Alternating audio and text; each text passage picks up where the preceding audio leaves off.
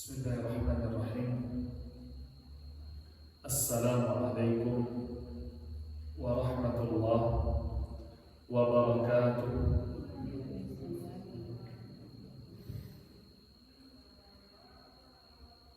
Alhamdulillahi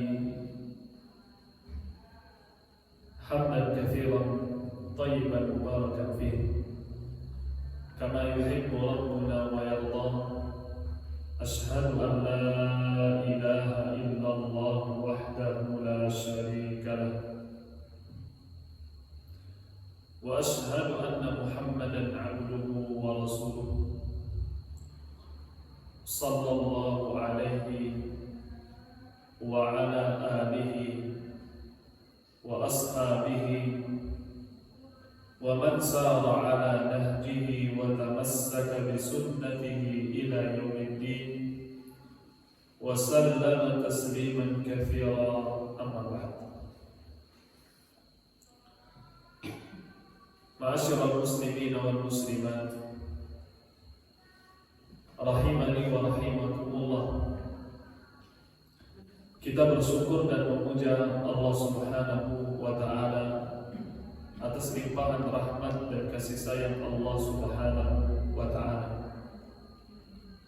atas nikmat-nikmat Allah Subhanahu wa ta'ala yang Allah Subhanahu wa ta'ala limpahkan kepada kita. Kita bersyukur kepada Allah karena telah dipertemukan oleh Allah Subhanahu wa ta'ala di tempat yang mulia di sisi Allah, yaitu di salah satu rumah dari rumah-rumah Allah Subhanahu wa ta'ala. Kita berharap ridha Allah, balasan dari Allah Subhanahu wa ta'ala. Mudah-mudahan Allah Subhanahu wa ta'ala senantiasa memberikan kita petunjuk kepada jalan yang lurus,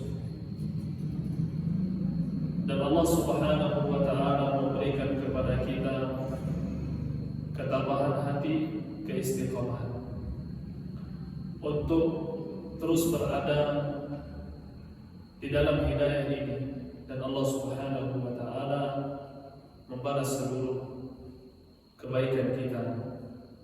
Jamaah kaum muslimin dan kaum muslimat rahimani wa rahimakumullah. Pembahasan kita pada pertemuan kali ini adalah tafsirul Quran. Kita pada pertemuan kali ini akan sedikit mentadabburi, merenungkan, meresapi salah satu surat yang ada di dalam juz Al-Amma atau juz yang ke-30. Dan kita akan membahas surat terakhir dari Al-Quran yang sering kita baca di setiap salat kita,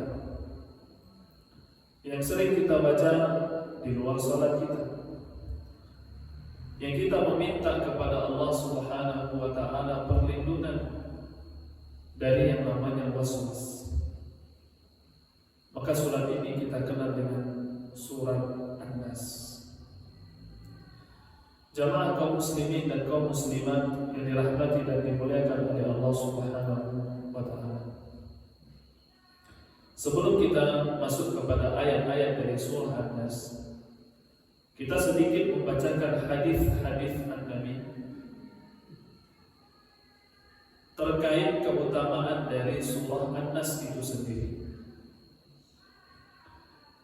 Di antara hadis Nabi yang menerangkan, menjelaskan kepada kita keutamaan surah An-Nas ialah yang pertama hadis dari Aisyah radhiyallahu ta'ala anha, anna Rasulullah sallallahu alaihi wasallam kana idza awa ila firashihi kulla lailatin jama'a kaffayhi.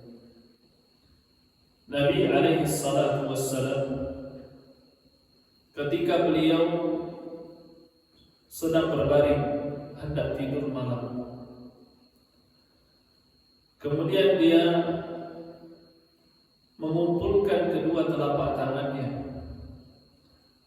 ketika dia hendak tidur di setiap malamnya. Thumma nafatha fihima, kemudian dia tiup kedua telapak tangannya tadi. Faqara'a fihima qul huwallahu ahad, qul a'udzu birabbil falaq, dan qul a'udzu birabbin nas. Nabi SAW membaca 3 surat ini sebelum tidurnya. Thumma yamsahu bihima mastata'a min jasadihi, kemudian Nabi SAW mengusap seluruh tubuhnya yang mampu dia jangkau.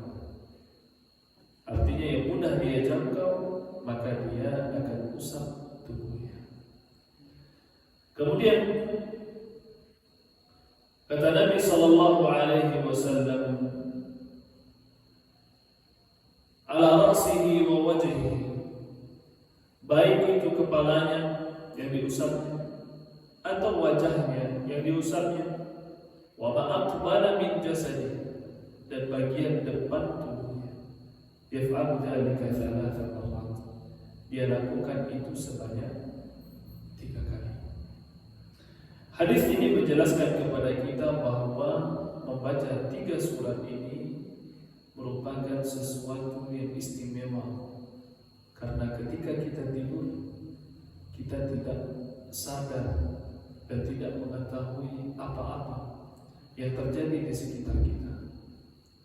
Kalau Allah mengizinkan, bisa saja kita diberikan sebuah bahaya, sebuah celaka, atau kita diberikan sebuah musibah tatkala kita sedang tertidur, kita tidak tahu. Mungkin kita diganggu oleh para syaitan. Maka surat-surat ini yang 3, qul huwallahu ahad, qul a'udzu birabbin nas, dan qul a'udzu birabbil falaq, adalah surat untuk kita berlindung kepada Allah ketika kita hendak tidur. Kemudian hadis yang kedua dari Uqbah bin Amir, beliau berkata, amarani Rasulullah sallallahu alaihi wasallam an aqra'a bil mu'awwidati dubura kulli salat. Nabi sallallahu alaihi wasallam senantiasa memerintahkan diriku untuk membaca ayat atau surat-surat perlindungan seperti surah An-Nas dan Al-Falaq setiap selesai salat. Kalau sudah selesai salat, zikir kita adalah surah Al-Falaq, surah An-Nas. Di dalam hadis yang lain juga, artinya kita diperintahkan untuk membaca zikir ini, menunjukkan keutamaan.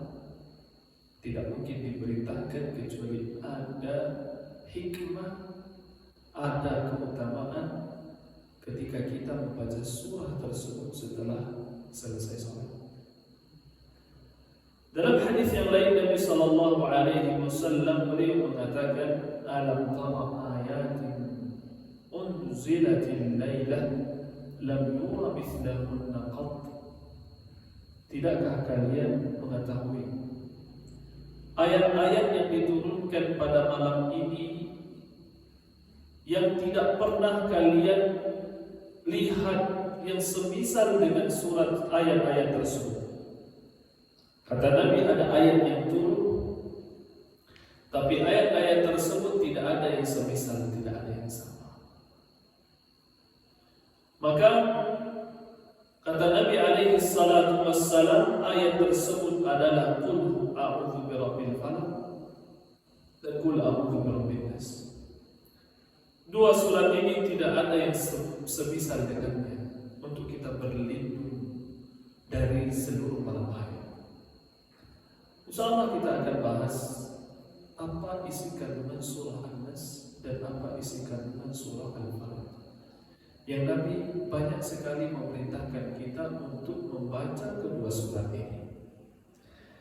Hadis yang selanjutnya, bahwasanya Rasulullah sallallahu alaihi wasallam mengatakan kepada Ibnu Abbas, ala ukhbiruka bi afdali ma ta'awwada bihi al-muta'awwidun. Wahai Ibnu Abbas, maukah engkau saya beritahu dengan sebuah perlindungan yang sebaik-baik perlindungan dipanjatkan oleh seorang muslim. Perlindungan yang paling baik yang kita minta. Maka kata Nabi sallallahu alaihi wasallam, berkata Ibnu Abbas, "Bala, iya ya Rasulullah." Kata Nabi SAW, "Qul a'udzu birabbil falaq, qul a'udzu birabbin nas." Berarti surah Al-Falaq dan surah An-Nas adalah surat terbaik untuk kita meminta perlindungan. Di dalam hadis yang lain Nabi sallallahu alaihi wasallam bersabda juga, "Idza ishtaka yaqra'u 'ala nafsihi bil mu'awwidhat wa yanfuthu falamma ishtadda waj'uhu kuntu aqra'u 'alaihi wa amsahu bi yadi raja'a barakatiha."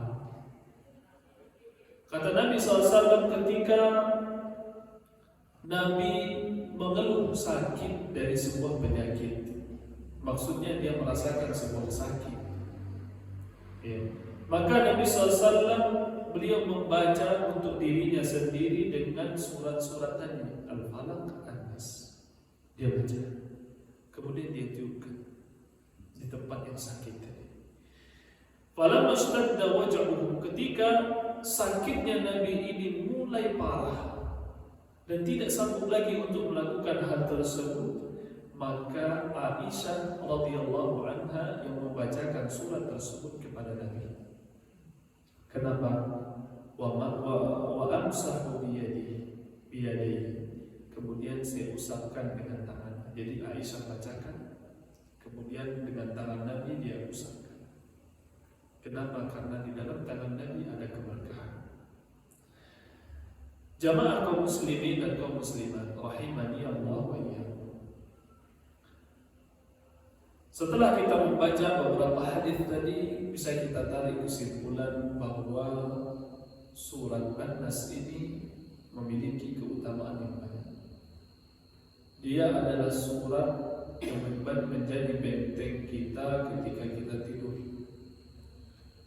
menjadi benteng kita tak kala kita memohon perlindungan kepada Allah dalam segala situasi dan kondisi.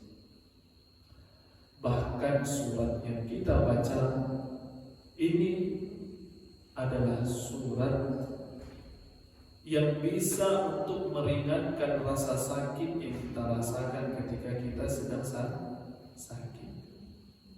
Misalnya kita ada penyakit kanker kan, atau tumor kan, bisa kita dengan membaca meruqyah, bahasanya diruqyah dengan surah An-Nas, Al-Falaq, tapi terus dibaca.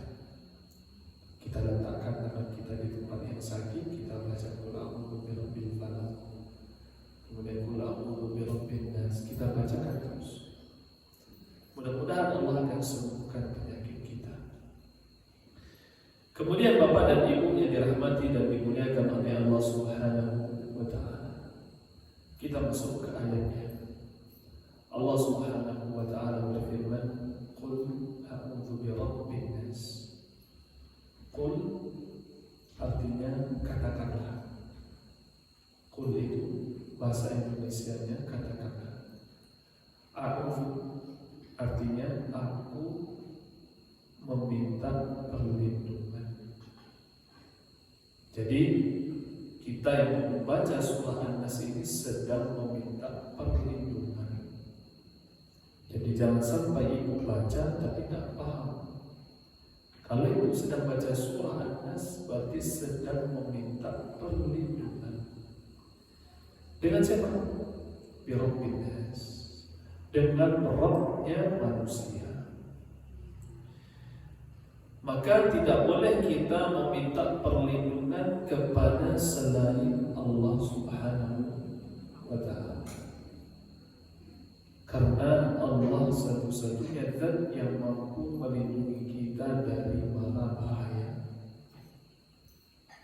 Ustaz, bagaimana kita minta perlindungan sama aparat kepolisian misalnya?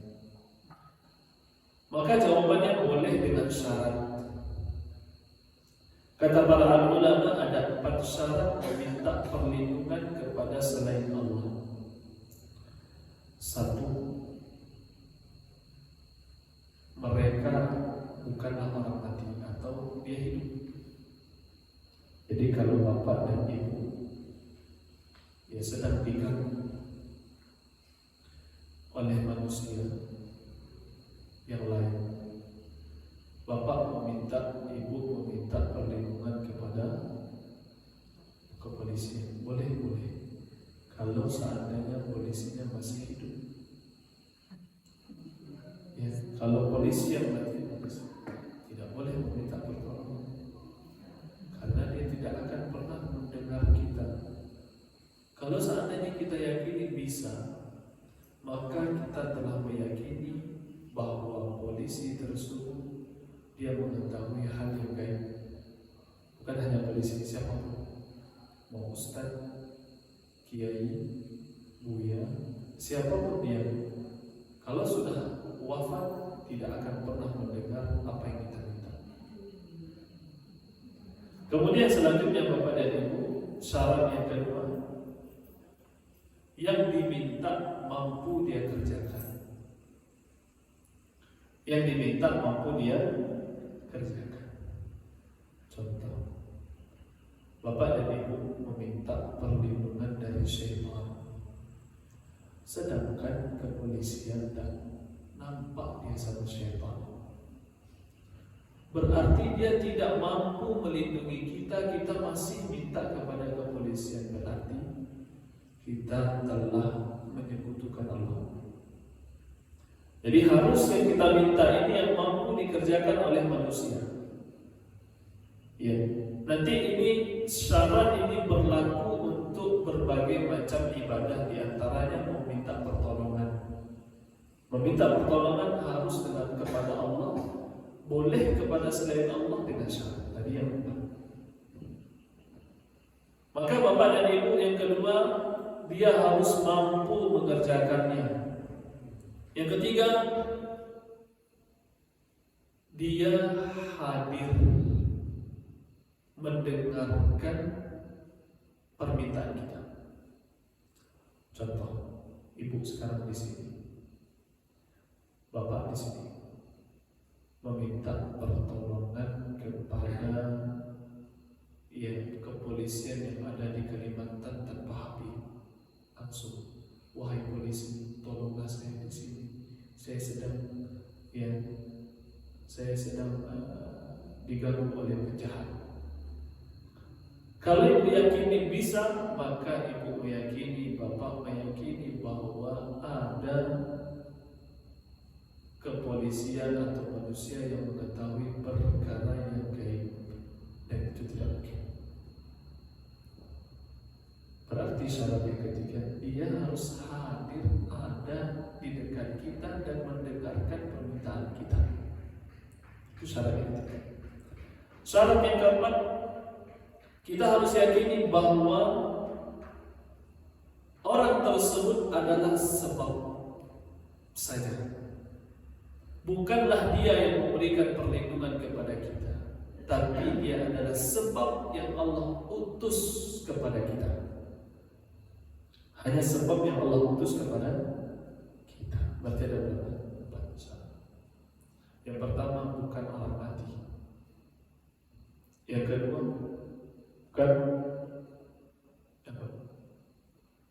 bukan orang yang tidak hadir atau jauh dari kita. Yang ketiga, dia adalah orang yang mampu untuk menolong kita, dan yang diminta adalah yang bisa dilakukan olehnya. Yang keempat, kita meyakini bahwa pertolongan dirinya, perlindungan dirinya hanyalah sebab yang Allah berikan kepada dia.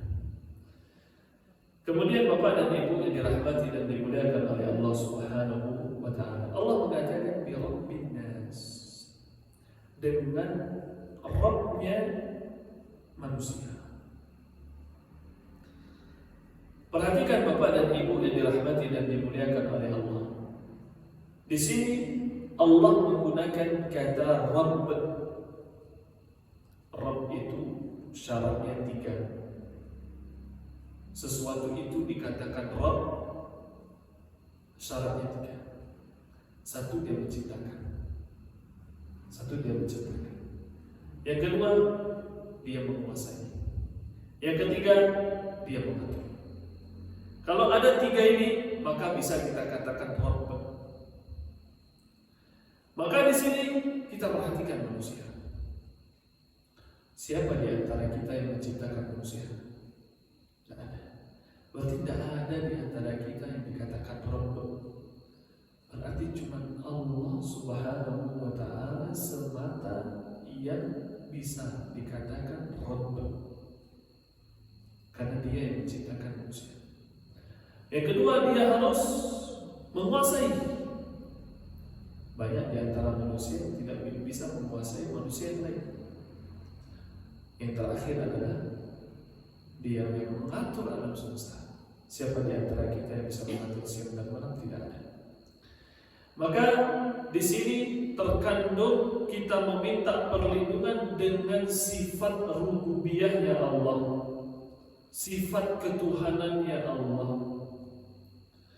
Maka Bapak dan Ibu, kata para ulama, ketika kita meyakini bahwasanya Allah yang menciptakan, Allah juga yang mengatur dan menguasai, maka kita wajib memurnikan ibadah kita hanya kepada Allah. Saya ulangi Bapak, supaya paham. Di dalam memahami tentang mengenal Allah itu dalam tiga sisi. Yang pertama namanya rububiyah. Apa itu rububiyah? Rububiyah itu sifat ketuhanan yang Allah miliki. Seperti Allah menciptakan, Allah mengatur, Allah menurunkan hujan, Allah menjatuhkan bencana, Allah Subhanahu wa Ta'ala mengganti siang dan malam. Itu sifat ketuhanan, Rabb. Yang kedua, ada yang namanya al-uluhiyah, atau yang lebih kita kenal tauhid ibadah. Apa itu ibadah? Tauhid ibadah adalah perbuatan seorang hamba yang dipersembahkan kepada Allah. Itu uluhiyah. Faham Bapak dan Ibu? Yang ketiga ada asma wa sifat, nama-nama dan sifat Allah. Pembahasan kita dua saja, yang asma wa sifat yang kita bahas dulu. Rabb, Allah yang mengatur alam semesta, yang menciptakan, yang mematikan, yang menghidupkan, yang menumbuhkan, yang menurunkan hujan dari langit. Kemudian uluhiyah adalah perbuatan hamba yang dipersembahkan kepada Allah. Fahami? Sekarang Bapak dan Ibu yang dirahmati dan dimuliakan oleh Allah Subhanahu wa Ta'ala. Allah Subhanahu wa Ta'ala kita yakini Dia menciptakan.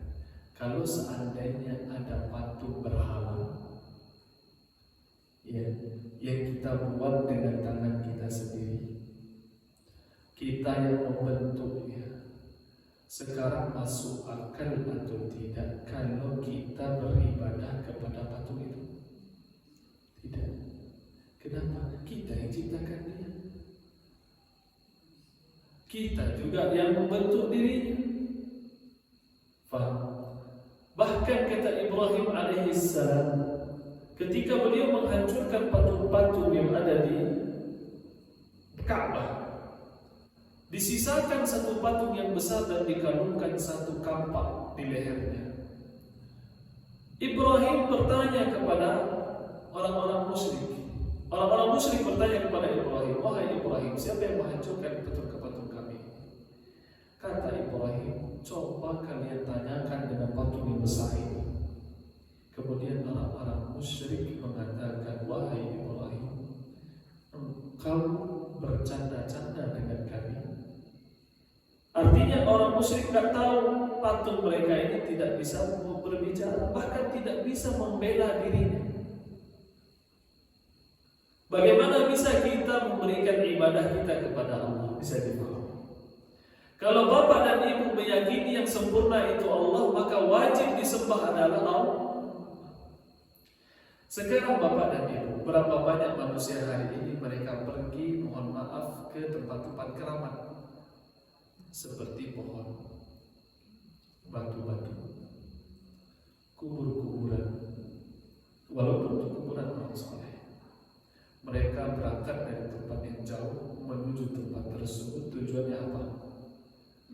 Untuk mengambil keberkahan, untuk mengharapkan rezeki. Pertanyaannya Bapak dan Ibu, kenapa mereka datang ke sana dan tak minta langsung kepada Allah yang Maha Sempurna? Padahal Allah mengatakan di setiap sepertiga malam terakhir Allah akan mendengarkan seluruh doa kita. Tak perlu pergi ke kuburan, tak perlu pergi ke patung-patung, tak perlu pergi ke pohon besar ataupun batu besar. Maksud saya di sini Bapak dan Ibu, kalau seandainya Ibu membaca Qul a'udzu birabbi, saya berlindung dengan Rabb, berarti Bapak dan Ibu menyerahkan seluruh jiwa raganya kepada Allah, seluruh ibadahnya kepada Allah. Karena kita meyakini kita berlindung hanya kepada Dia, ngapain kita minta-minta kepada yang lain? Karena Dialah Zat yang Maha Sempurna. Kemudian kata para ulama, kenapa kok Allah mengatakan bahwa kita berlindung kepada Rabb-nya manusia, pencipta manusia, penguasa manusia, pengatur manusia? Bukankah Allah menciptakan alam semesta? Faham maksudnya? Bukankah Allah yang mengatur alam semesta? Bukankah Allah menguasai alam semesta? Kenapa di surah An-Nas hanya manusia saja? Tidak alam semesta, seperti di dalam surah Al-Fatihah. Alhamdulillahirabbil alamin. Tuhan Rabb, pencipta, pengatur, penguasa dari alam. Kenapa di surat ini cuma manusia saja? Apa kaitannya dengan surat ini? Kenapa Allah hanya mengkhususkan manusia? Kata para ulama, إشعار بمزيد الاختصاص ورعاية الرب سبحانه لعبده الذي دعاه إليه ليستعين به من عدوه.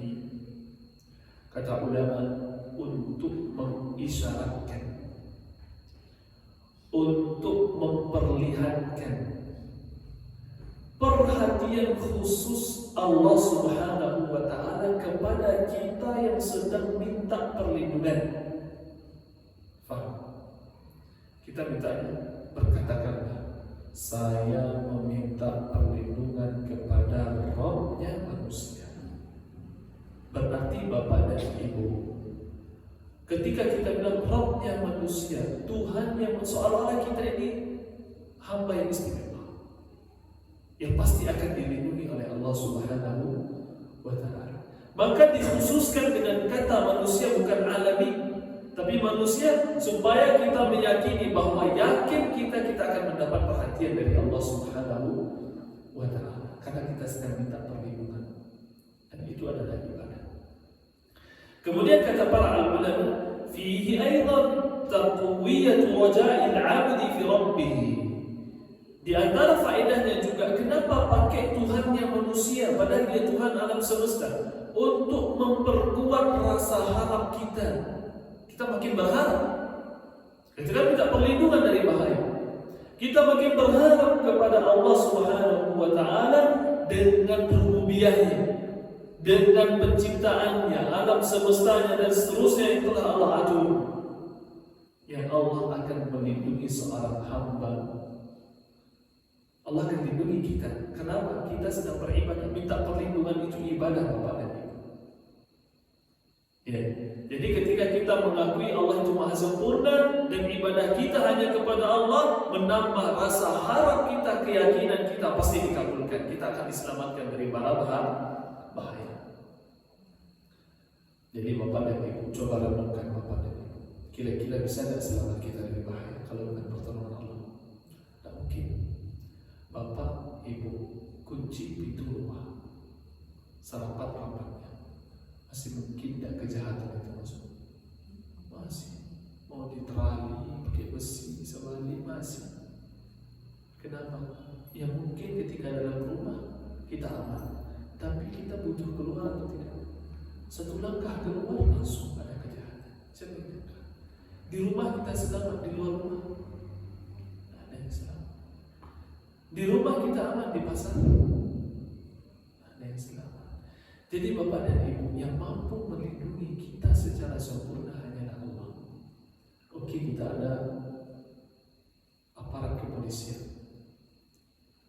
bisa melindungi kita, mengayomi kita. Sekarang bisa tak mereka melindungi 24 jam? Mungkin mustahil. Kenapa? Karena mereka butuh tidur, butuh istirahat. Ibu bayar pun ratusan miliar untuk menjaga diri ibu, ya, mereka tak akan sanggup. Paham?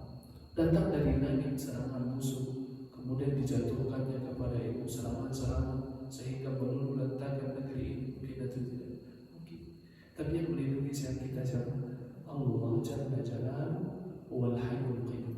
Dia yang hidup dan dia yang tegak. Wala sinatu wala naum, dan dia tidak merasakan kantuk dan tidak pernah tidur. Maka bertambahlah harap kita kepada Allah Subhanahu wa Ta'ala. Kemudian selanjutnya Allah mengatakan Malikin Nas, saya berlindung kepada Rabb manusia. Kita meyakini Dia adalah pencipta kita, mengatur kita. Kita yakin kalau sudah Dia pencipta kita, maka ibadah kita yang meminta perlindungan pasti akan diijabah. Kemudian Allah mengatakan Malikin Nas, rajanya manusia. Kita juga berlindung kepada raja manusia.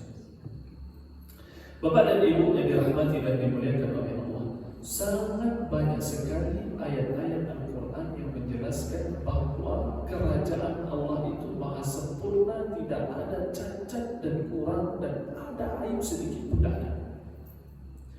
Allah Subhanahu wa Ta'ala berfirman, Tabarakalladzi biyadihil mulku wa huwa ala kulli syai'in qadir. Tabarakalladzi, keberkahan yang di tangannya kerajaan. Wa huwa ala kulli syai'in qadir, dan dia atas segala sesuatu menguasai. Allah menguasai segala sesuatu.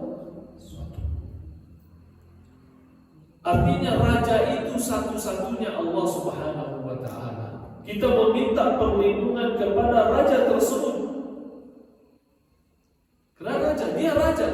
Dia akan mengatur segalanya, dia akan melindungi kita karena dia raja. Ustaz, kan ada pula raja di dunia. Bagaimana Ustaz? Bapak dan Ibu, raja di dunia itu mereka dapatkan dengan kuasa Allah Subhanahu wa Ta'ala, bukan dengan kekuatan mereka, tidak, tapi dengan izin Allah. Kalau bukan karena izin Allah, tidak akan pernah mereka menjadi seorang raja. Allah Subhanahu wa Ta'ala berfirman, Qulillahumma malikal mulki tu'til mulka ma tasha'. Katakanlah wahai Muhammad, ya Allah, raja dari segala raja. Kita minta bukan ke raja saja, tapi raja dari segala raja. Bayangkan Bapak tadi. Yang saya gambarkan tadi, kalau kita minta perlindungan kepada aparat atau kepada raja, mungkin mereka akan lalai 1 detik, 2 detik. Tapi kita minta perlindungan kepada raja daripada raja. Raja daripada raja. Kemudian kata Allah, tu'til mulka man tasha. Allah memberikan kerajaan itu kepada siapa yang Allah inginkan. Wa tanzi'ul mulka mimman tasha, dan Allah akan cabut kerajaan itu kepada siapa yang Allah inginkan. Wa tu'izzu man tasha, Allah akan memuliakan kepada siapa yang Allah inginkan. Jadi tak perlu kita cari-cari kemuliaan Bapak dan Ibu. Cukuplah Allah yang memberikan kemuliaan. Bapak Ibu sekeras apapun mencari kemuliaan di hadapan manusia tak akan pernah dapat kalau Allah izinkan. Maka Allah yang berkuasa. Kemudian kata Allah Subhanahu wa Ta'ala di dalam ayat ini, wa tudhillu man tasha. Kemudian Allah menghinakan siapa yang Allah inginkan. Jadi orang-orang yang hina itu, yang harga dirinya rendah itu, karena izin Allah Subhanahu wa Ta'ala. Biyadikal khair, di tanganmu lah seluruh kebaikan. Innaka ala kulli syai'in qadir. Sesungguhnya segala sesuatu Engkaulah yang berkuasa, ya Allah Subhanahu wa Ta'ala. Maka kita meminta perlindungan kepada raja dari seluruh raja, bukan ke raja saja. tapi raja dari seluruh raja. Itulah raja dari seluruh manusia. Jadi apalagi yang bisa melindungi kita di atas itu? Tidak ada. Makanya kata Nabi SAW, sebaik-baik perlindungan adalah dua surat ini. Qul a'udzu bin nas malikin nas. Ya Allah, lindungilah saya wahai Rabbnya manusia dan rajanya manusia. Tidak ada lagi. Ya, tidak ada lagi. Itu yang paling terbaik. Kemudian Allah mengatakan ilahin nas, Tuhannya manusia. Ilah itu artinya sesembahan yang disembah oleh manusia, yang berhak untuk disembah selain daripada Allah tidak berhak untuk disembah. Jadi yang ketiga, kita meminta perlindungan kepada Allah yang kita sembah, Bapak dan Ibu. Sekarang kita renungkan Bapak dan Ibu. Ada seorang raja. Satu rakyatnya dia kenal baik. Yang satu rakyatnya dia tidak tahu, dia tidak pernah kenal. Karena ini patuh, setiap aturan dia jalankan. Yang satu lagi tidak kenal. Kemudian kira-kira siapa yang akan ditolong oleh raja ini? Kepada yang dia kenal, itu secara terlihat. Dia akan menolong orang yang taat kepada dia, patuh kepada dia, dan itu akan lebih cepat prosesnya daripada yang satu lagi. Sekarang kita di dalam surah An-Nas ini ilahin nas, yaitu sesembahan yang berhak yang kami sembah, yaitu Tuhan yang manusia yang disembah oleh manusia. Berarti kita benar-benar memurnikan perlindungan kita ini untuk Allah saja, menunjukkan kalau kita benar-benar taat kepada Allah, hanya kepada Allah, yakinlah cepat perlindungan itu datang. Kenapa? Karena Allah mengenal kita dengan kita beribadah kepada Allah Subhanahu wa Ta'ala. Dan tiga sifat ini Bapak dan Ibu, Rabb, ya, Malik, Raja, Ilah, Allah sebutkan pula di dalam ayat yang lain. Di mana? Di surat Al-Fatihah. Seagung-agung surat adalah surat Al-Fatihah. Allah sebutkan tiga ini. Apa? Rabbin nas, Rabb, Malikin nas, Malik, tiga sifat. Satu lagi Ilahin nas. Di mana? Surah Al-Fatihah. Allah mengatakan Alhamdulillahi Rabbi. Ada tak sifatnya? Rabb. Ar-Rahman Ar-Rahim. Malik. Ada Malik. Ilahnya mana Ustaz? Alhamdulillah. Lillah itu dari kata ilah. Faham?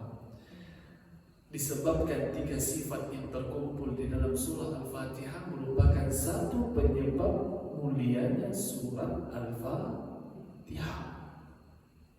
Mulianya surah Al-Fatihah disebabkan diantaranya terkumpulnya tiga sifat Allah yang sempurna tadi. Dan ini ada di surah An-Nas.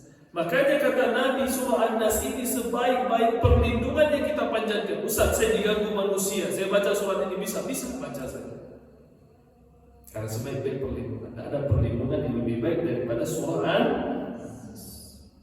Maka kita baca waktu pagi, waktu sore, sebelum tidur, setelah sholat, kita minta terus perlindungan dari Allah Subhanahu wa Ta'ala. Tidak ada yang menyelamatkan kita kecuali Allah Jalla fi'ala. Kemudian selanjutnya Bapak dan Ibu yang dirahmati dan dimuliakan oleh Allah Subhanahu wa Ta'ala, Allah Subhanahu wa Ta'ala menyebutkan di dalam ayat yang lain juga, ya ayyuhan nasu u'budu rabbakumul ladzi khalaqakum wal ladzina min qablikum la'allakum tattaqun. Kata Allah, ya wahai manusia, sembahlah Rabb kalian. Rabb kalian, sifat yang telah menciptakan kalian dan juga yang telah menyembah Allah juga orang-orang sebelum kalian, atau yang menciptakan orang-orang sebelum kalian, agar kalian bertakwa. Alladzi ja'ala lakumul arda firashan was-samaa'a binaa'a wa anzala minas samaa'i maa'an fa akhraja bihi minats thamarati rizqan lakum fala taj'alu lillahi andadan wa antum ta'lamun. Di mana sifat rajanya? Karena tidak mungkin ini ditumbuhkan kecuali dari raja. Faham? Allah menjadikan untuk kalian bumi sebagai hamparan dan langit sebagai bangunannya, bagi tiang-tiang sebagai atapnya. Siapa yang melakukan? Raja. Dan di ayat ini disebutkan pula, "U'budu, sembahlah Allah." Itu makna daripada ilah. Makna daripada ilah. Ilah itu artinya yang disembah. Artinya Bapak dan Ibu, kenapa kok istimewa kali surah An-Nas ini? Kata Nabi, sebaik-baik perlindungan untuk kita adalah surah An-Nas, karena diawali dengan nama dan sifat Allah yang paling mulia. Pertama Bapak, Rabb. Ya. Yang kedua, Malik. Yang ketiga, Rabb itu apa? Pencipta, penguasa, pengatur. Yang kedua, Malik. Dia adalah raja dari segala raja, penguasa dari segala penguasa. Ketiga, dialah tempat kita beribadah dan ada tempat lain, sehingga mempercepat Allah kabulkan permintaan kita, perlindungan kita. Bapak dan Ibu yang dirahmati dan dimuliakan oleh Allah Subhanahu wa Ta'ala, kita sambung dikit saja. Kita minta perlindungan dari apa dalam surat ini? Kata Allah Subhanahu wa Ta'ala, min syarril waswas. Kita meminta perlindungan dari buruknya waswas. Jadi kita minta perlindungan dari waswas. Bapak dan Ibu yang dirahmati dan dimuliakan oleh Allah Subhanahu wa Ta'ala. Sebagian ulama mengatakan bahwasanya waswas ini adalah syaitan,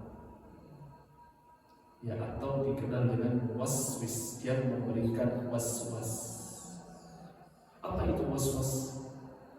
Ma yalqa fil qalbi min al-afkar wal awham wal takhayyulat allati la haqiqata laha. Waswas itu apa yang masuk ke dalam hati kita dari sebuah pemikiran, dari sebuah kerancuan, kebingungan, dari sebuah khayalan yang tidak jelas hakikatnya. Itu waswas. Sesuatu yang dimasukkan ke dalam hati kita dari sebuah pemikiran atau dari sebuah keraguan, kerancuan, kebingungan, atau dari sebuah khayalan yang tidak ada hakikatnya. Itulah waswas. Sekarang pertanyaannya, kenapa kita minta perlindungan dari waswas? Nah, itu pertanyaan. Paham Bapak dan Ibu? Bahas tafsir itu enak, Ibu. Karena Al-Quran itu adalah kalam Allah. Dia bukan perkataan manusia, bukan perkataan makhluk. Dia adalah perkataan Rabbul Izzati wal Jalal. Dia adalah perkataan yang menciptakan kita. Tidak ada cacatnya. Semakin digali, semakin bertambah iman kita bahwa ini adalah kitab Allah yang wajib kita taati dan patuhi. Al-Quran. Kenapa kita minta perlindungan dari waswas? Kenapa waswas? Kenapa tidak yang lain? Saya minta perlindungan, misalnya qul a'udzu bi rabbin nas, malikin nas, ilahin nas, minal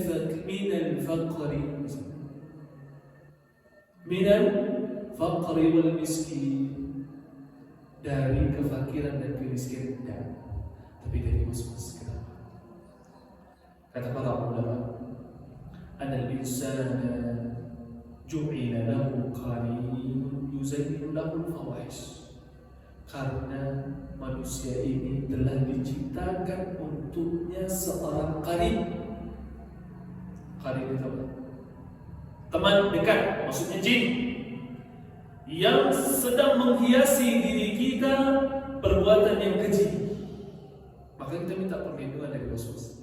Jadi kita ini sedang diiringi oleh qarin jin-jin yang sedang membisikkan ke telinga kita untuk berbuat maksiat dan dosa. Terus memasukkan waswas. Maka kita minta pagi, sore, sebelum tidur, di setiap waktu kita untuk meminta perlindungan kepada Allah Subhanahu wa Ta'ala, karena dia sedang membisikkan kiri dan kanan. Dia bisikkan, masukkan waswas kepada diri kita.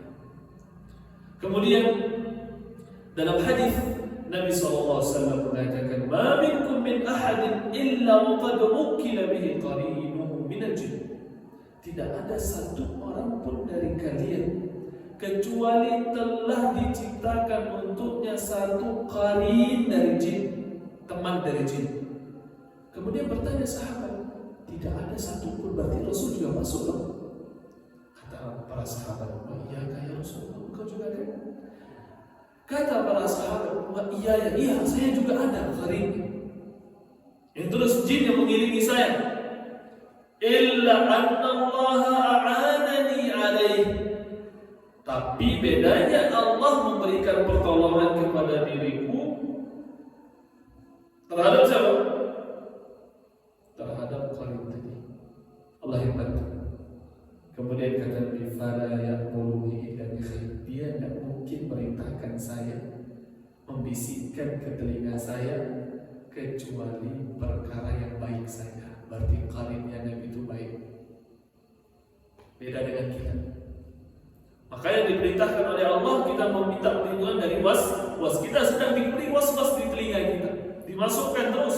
Ayo jangan pergi ke masjid, jangan dengar pengajian di rumah saja, duduk saja di sini, main saja ini, lakukan saja ini, berbuatlah ini. Terus, maka kita minta perlindungan dari was-was. Di dalam hadis yang lain Nabi SAW mengatakan, "Inna syaitana yajri minal insani majrad dam." Sesungguhnya syaitan dia mengalir pada tubuh manusia seperti darah mengalir pada dirinya.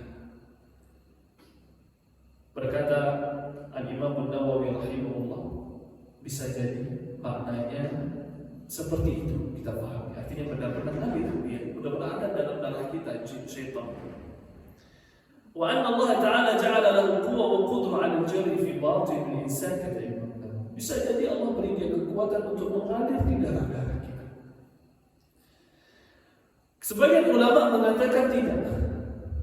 Makna daripada syaitan mengalir kepada darah kita bukanlah makna yang sebenarnya, tapi ini sebuah kiasan. Likathrati ikhwanihi wa waswasatihi. Kata Imam Nawawi rahimahullah, maksudnya syaitan itu dia senantiasa dan terus dan banyak sekali menyesatkan kita dan memberikan was-was seolah-olah dia mengalir seperti darah. Kalau darah kan mungkin kita terpisah. Seperti itu pula syaitan tidak pernah berpisah dari kita. Jadi hadis ini sebuah kiasan. Jadi syaitan yang mengalir di darah kita ini, kata Imam Nawawi, bisa jadi difahami yaitu ngalir. Bisa jadi tidak itu, maksudnya dia senantiasa memberikan kita was-was seolah-olah dia mengalir. Artinya setiap detik, setiap menit dia ada kasih was-was syaitan. Itu yang disampaikan oleh Imam Nawawi rahimahullah. Ka'annahu la yufariqul insan kama yufariqu mudahu. Seolah-olah dia tidak berpisah dari manusia sebagaimana darah tak mungkin dipisahkan dari tubuhnya, kata Imam Nawawi rahimahullah tabaraka wa ta'ala. Paham ya? Kenapa kita meminta perlindungan dari was-was? Karena yang pertama kita diciptakan dengan satu qarin yang terus membisikkan ke telinga kita, memasukkan ke hati kita keinginan untuk berdosa dan bermaksiat. Kemudian yang kedua, karena syaitan dia terus mengikuti kita. Bahkan diperumpamakan oleh Nabi, dia mengalir seperti darah mengalir yang tak mungkin berpisah. Subhanallah. Mudah-mudahan Allah lindungi kita dari waswas syaitan. Nanti ada lagi pembahasan bagus dalam surah An-Nas. Ternyata ada jin dari manusia dan jin dari syaitan. Mana bahaya jin manusia dan jin syaitan? Manusia dan syaitan. Yang paling bahaya. Kalau setan baca surah An-Nas bisa lari. Kalau manusia baca surah An-Nas lari kan? Dan tersinggung. Berarti yang bahaya mana? Manusia. Nanti disebutkan oleh Malik bin Dinar di dalam tafsir Al-Baghawi bahwa syaitan manusia itu lebih berbahayakan daripada syaitan jin. Gimana kita sadar boleh menuduh orang nanti ibu lihat kiri kanan ini apa lagi kan ini syaitan dah. Kita tidak tahu, tapi berhati-hati. Ya ada cuma kita tidak tahu. Allah yang mudah-mudahan bermanfaat. Insyaallah kita akan lanjutkan tafsirnya bulan depan. Insyaallah. Kita seperti tafsir dari hadis. Wassallallahu ala Muhammad wa ala alihi wasallam. Subhanakallahumma wa bihamdika asyhadu an la ilaha illa anta astaghfiruka wa atubu ilaik. Assalamualaikum